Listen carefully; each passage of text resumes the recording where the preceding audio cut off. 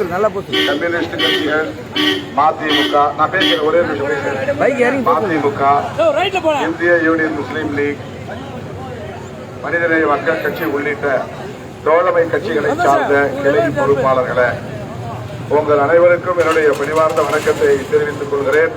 உங்களுடைய அன்பான வரவேற்புக்கு எனது நெஞ்சார்ந்த நன்றி. தமிழகம் இன்றைக்கு தளபதி மு.க. ஸ்டாலின் அவர்களின் தலைமையில் அணிதிரண்டு நிற்கிறது. எதற்காக என்றால், மோடி அவர்களின் தலைமையிலான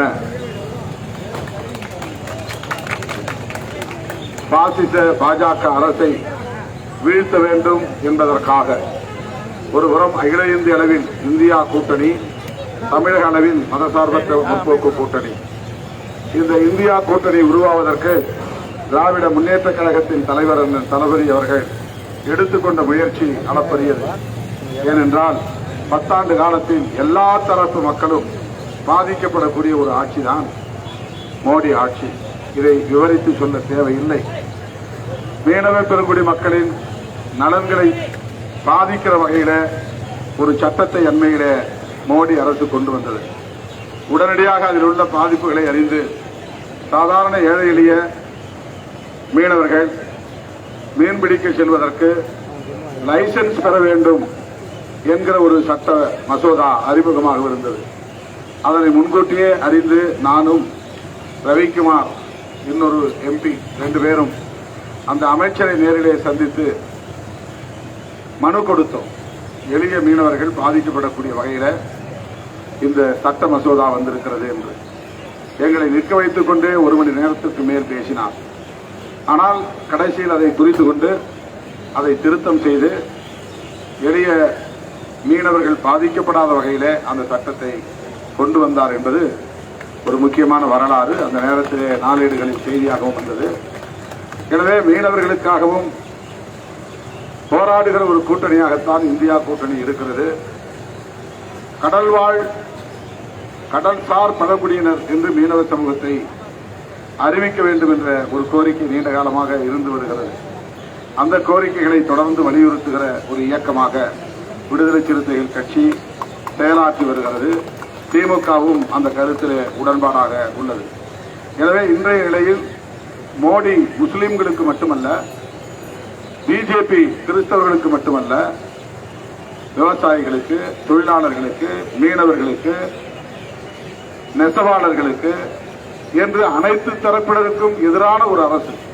ஜிஎஸ்டி வரி விதித்ததன் மூலமும், பணமதிப்பு இழப்பு நடவடிக்கை எடுத்ததன் மூலமும், அவருடைய கொள்கை அதானி அம்பானி போன்ற கார்ப்பரேட் முதலாளிகள் வளர்வதற்குத்தான் பயன்படுகிறது தவிர நம்மை போன்ற உழைக்கிற மக்களுக்கு அதனால் எந்த பயனும் இல்லை. ஆகவேதான் இன்றைக்கு கட்சி சார்பற்ற ஜனநாயக சக்திகள் மோடி ஆட்சி கூடாது என்று இந்தியா முழுவதும் போராடி கொண்டிருக்கிறார்கள். இந்திய அரசியல் வரலாற்றிலேயே 1.25 வருஷம் விவசாயிகள் தொடர்ந்து போராட்டம் நடத்துகிற ஒரு ஆட்சி மோடி ஆட்சி தான். விவசாயிகள் அப்படி ஒரு போராட்டத்தை இந்திய அரசியலில் யாருமே நடத்தியதில்லை.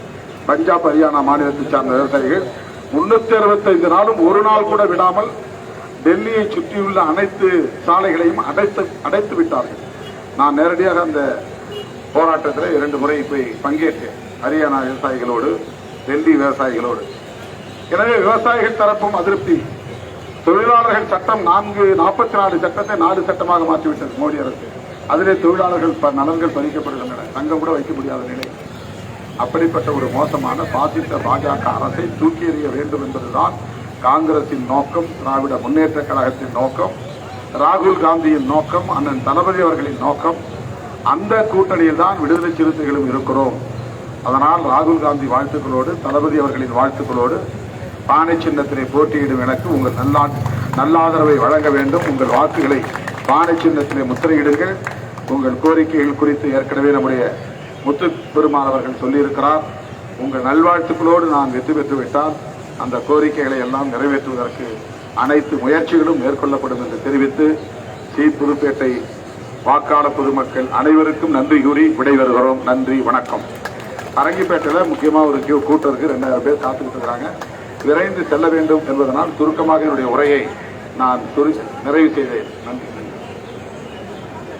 இந்த ஏற்பாட்டை செய்த தோழர்கள் அனைவருக்கும் நன்றி. ரிவர்ஸ் இருவா திரும்பிக்க அப்படியே யூட்டன் எடுங்க. வாங்க, வரலாம் வரலாமா? வண்டியில வாங்க நல்லா வாங்க, வளைச்சு வாங்க, வாங்க வரலாம் வாங்க, வரலாம்